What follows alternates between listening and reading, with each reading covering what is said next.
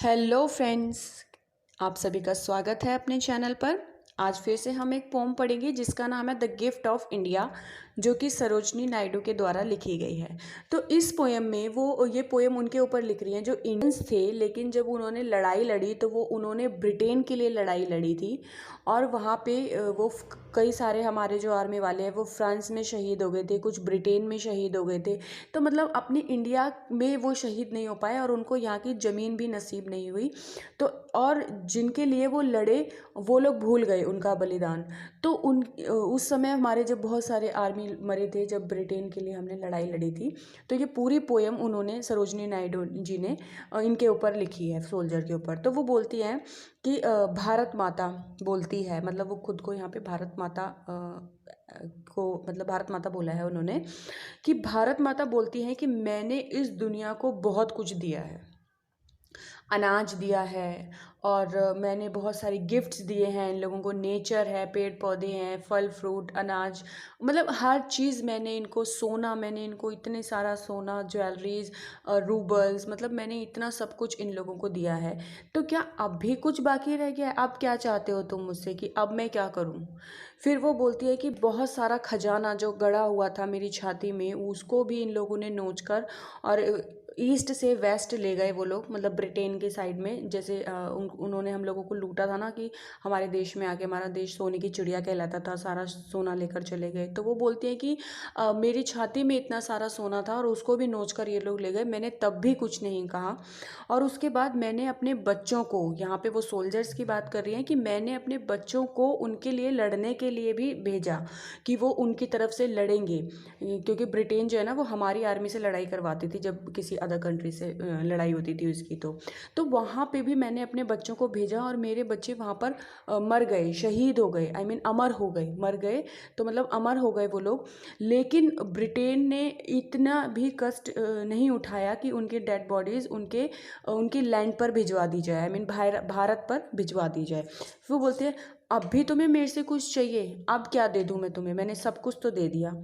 फिर वो बोलती हैं लेकिन मुझे गर्व है कि हमारे ब्रेव सोल्जर्स जो मेरे बच्चे हैं और किसी के लिए वो मतलब लड़े, देश के लिए लड़े और वो एक मोती की तरह वहाँ पे दफन हो गए हैं। जैसे कि उन एक मोती की तरह वो वहाँ दफन तो हो गए हैं लेकिन उनका वहाँ कोई नहीं है, उनको वो ज़मीन भी पराई सी लगती है, ऐसे वो दफन है। ऐसा लगता है जैसे इजिप्ट की रेत में सेल्स की तरह वो बिखरे हुए हैं और उनका फेस पूरा येलो और पूरी बॉडी भी उनकी येलो हो चुकी है, हाथ उनके टूट चुके हैं। और वो बोलते हैं कि वो ऐसे बिखरे हुए हैं जैसे कि कोई टूटे हुए फ्लावर्स पूरे में बिखर जाते हैं।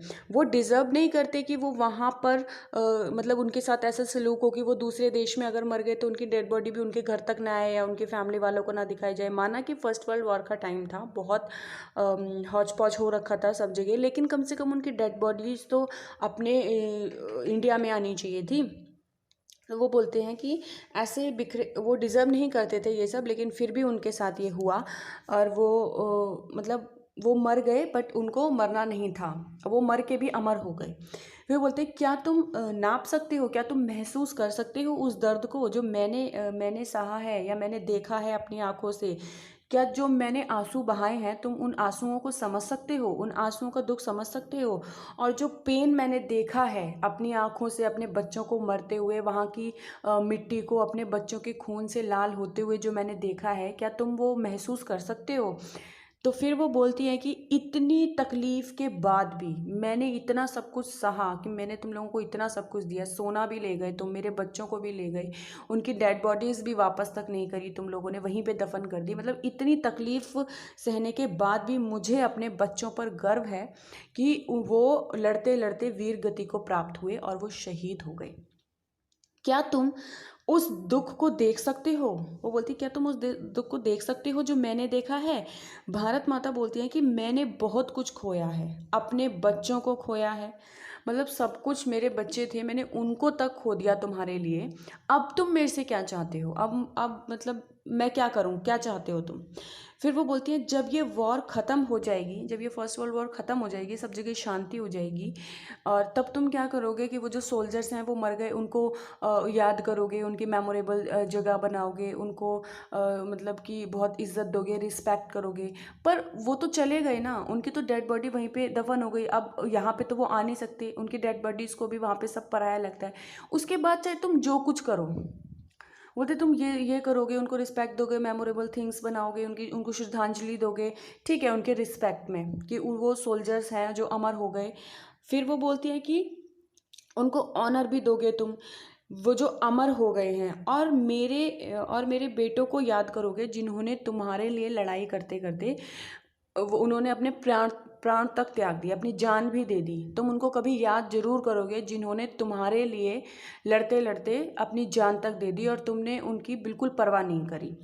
फिर वो बोलते हैं कि जिनका खून तुम्हारी जीत के लिए बहा है, उनको तुम ज़रूर एक दिन याद करोगे। बस यहीं पर ये पोएम ख़त्म होती है। Thank you to listening my voice, thank you to all my